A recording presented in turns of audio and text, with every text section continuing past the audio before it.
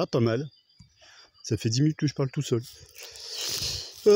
J'étais en train de vous parler dans la vidéo précédente où j'étais en train de couper ça là. Je vous parlais de l'hydre aux têtes qui repoussent tout le temps. Et la compréhension que j'ai de ce mythe des Argonautes et de la quête de la Toison d'Or. L'hydre, c'est le mental. Hein. Vous vous débarrassez d'une mauvaise pensée, ou même d'une pensée tout court, surtout quand vous pratiquez un peu l'introspection. Il y a des moments où il serait souhaitable de ne plus avoir de pensée. Hein. Il y a une cessation de la pensée. Vous pouvez appeler ça nirvana, ou ataraxie, ou apathie aussi parfois. Il y a les mouches qui piquent aussi, ouais, ça sent l'orage. Les Argonautes sont donc des adeptes de l'intériorité. Hein. L'Argos, c'est un peu comme le Nautilus du capitaine Nemo, capitaine personne. C'est pareil, ça raconte la même histoire en fait. C'est une odyssée plus moderne, mais qui raconte la même histoire de ceux qui vont en eux-mêmes chercher, appelez ça comme vous voulez, vérité, lumière, réalité, divinité. Moi j'aime bien le mot réalité, avec un R majuscule. Parce que du coup on n'en fait pas une personne qui ensuite aurait des commandements à nous transmettre, mais toujours à travers d'autres humains. Bon, moi aussi, hein, je pourrais vous dire que les anges me parlent depuis que je suis gosse. Alors, bon, ils n'ont pas insisté bien longtemps quand ils ont vu à quel point j'étais têtu.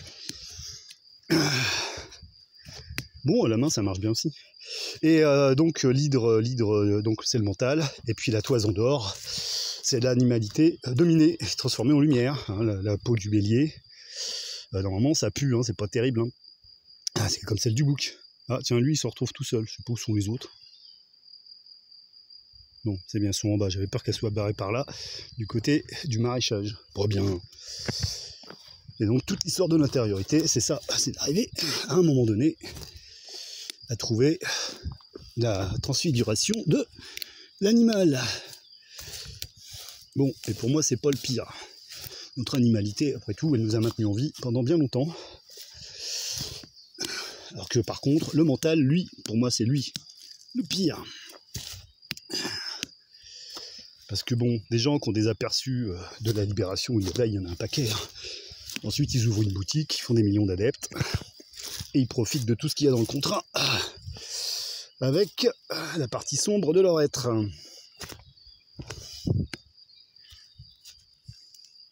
Je pars loin, là, encore. Hein. Bon. Et donc, une fois conquise cette fameuse Toison d'Or, en fait, c'est la conquête de soi-même.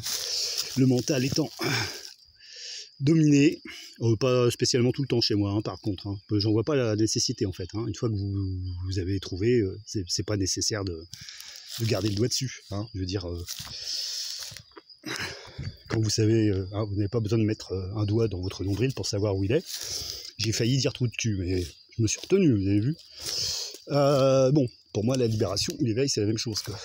Si vous continuez à pratiquer après, c'est que vous doutez, ou alors c'est que vous avez envie de bien paraître pour le monde, pour en faire un business.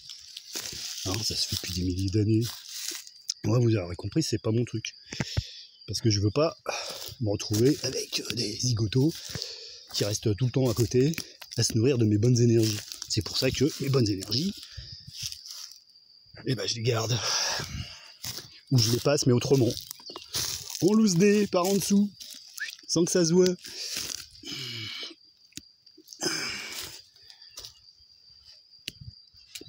Bon, bah, en gros, quoi.